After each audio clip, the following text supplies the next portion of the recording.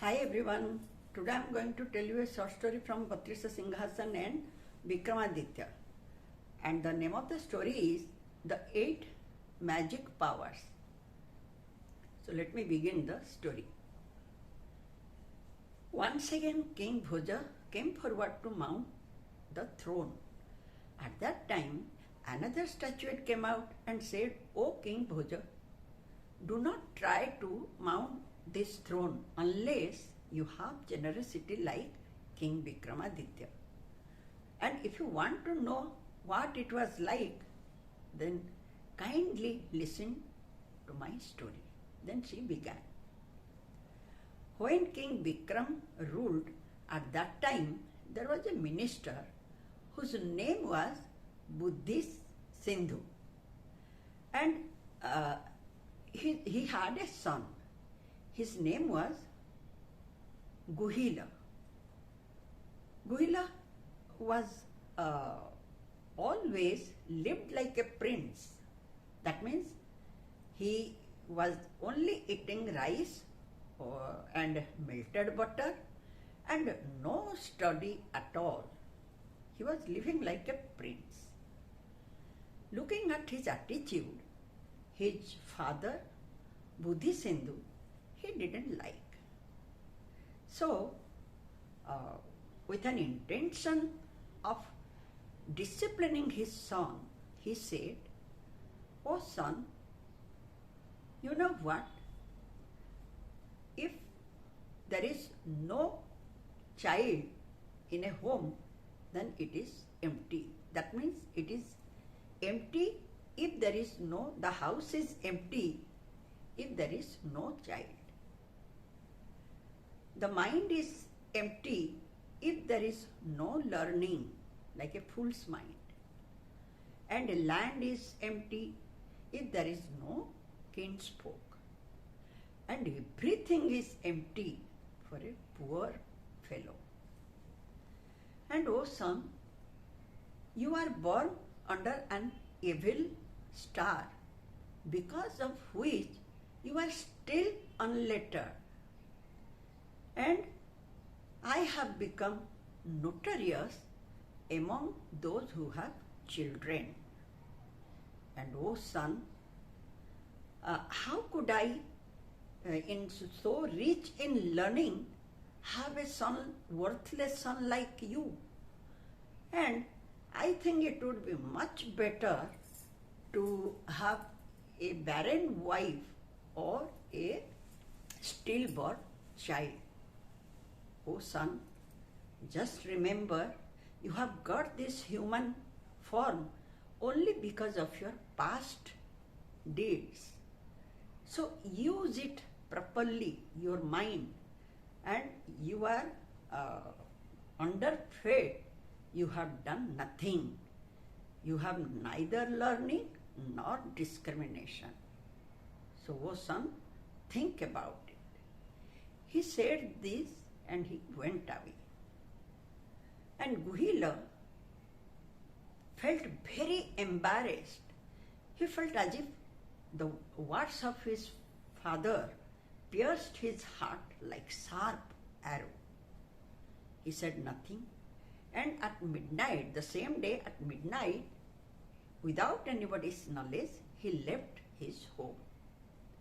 Then he went to far place, like he reached at Karnataka, where with hard practice he mastered all the learnings. And in due course of time, with these learnings, he got name and fame and lived happily. Few days later, he took leave respectfully from his teacher and set out for his homeland. That time he had already gained everything. So he set out for his homeland. On the way home, he passed through a province of Andhra, and the land was enriched by the Kakati kings with wealth or treasure accumulated in victorious campaigns. Then There also flowed, there was also a river Godavari flowed with 7 streams, through 7 streams entered into the sea. It was also called Gomati. It was also called Gautami, the sacred or the purified water for the world sprang from the matted hair of Lord Shiva, and it formed a holy ford over there.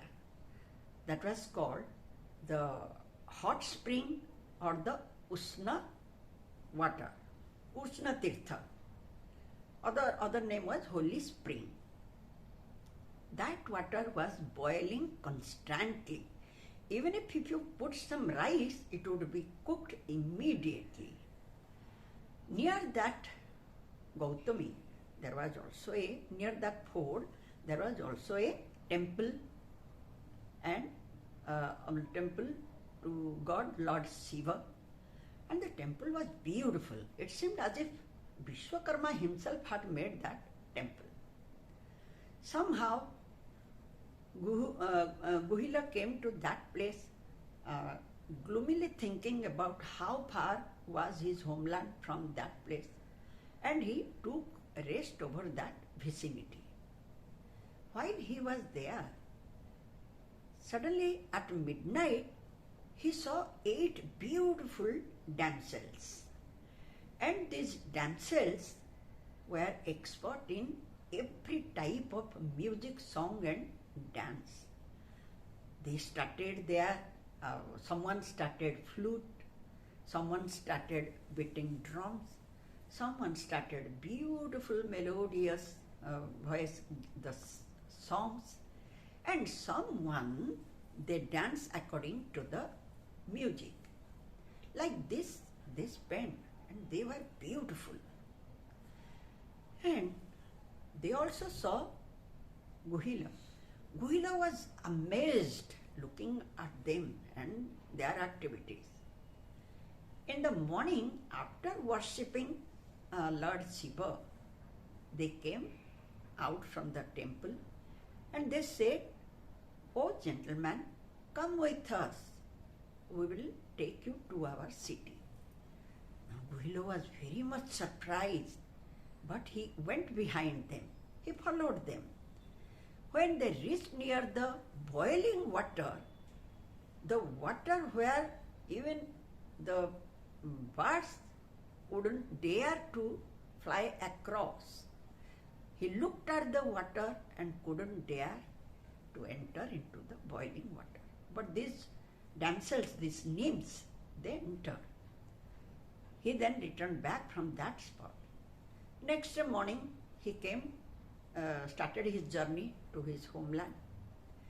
He came home and his parents became very happy seeing there now the learned son. The next day, Guhila wanted to meet the monarch, King Vikramaditya.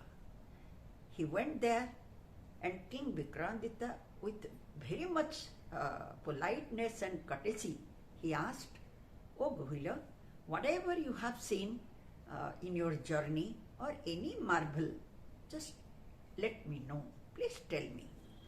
Then Guhila described everything. He displayed his knowledge, and then he told him about the marvel he saw at Andhra. And King Vikramaditya became very curious. He thought that I must see. The next day, King Vikramaditya went himself to that spot. He saw the temple and stayed there overnight to see the wonder. And exactly as Guhila described, at midnight, he also witnessed the 8 nymphs, beautiful limbs, the faces gleaming light like gold and lightning. And he was surprised to see them, but still he was watching. They started their regular dance, music, song, everything. When it was finished, they again said to King Vikramaditya, "O king, come with us, we'll take you to our city." Then King Vikramaditya, without any fear, he followed them. They entered into the hot water, boiling water, and King Vikramaditya too entered into it. At that time, all the nymphs cast meaningful glances at King Vikramaditya, and they were smiling. They were amazed with his fearlessness. Then they took him by hand to their vicinity and then their city, and then they led him to their mansion and seated him on a gem-studded throne. One of them said, "O king, even the Indra and others, they have wished to get us. But we think, when we saw you, we think because of you are the epitome of manliness, and we wish that you means your majesty should be our master. O king, we are 8 magic powers, nymphs, and everybody wants us. But we want to be with you.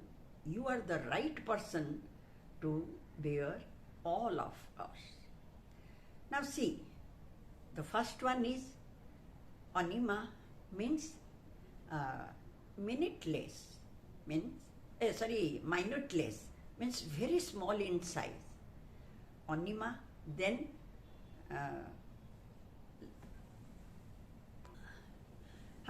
the next one is Mahima, means the glory, and then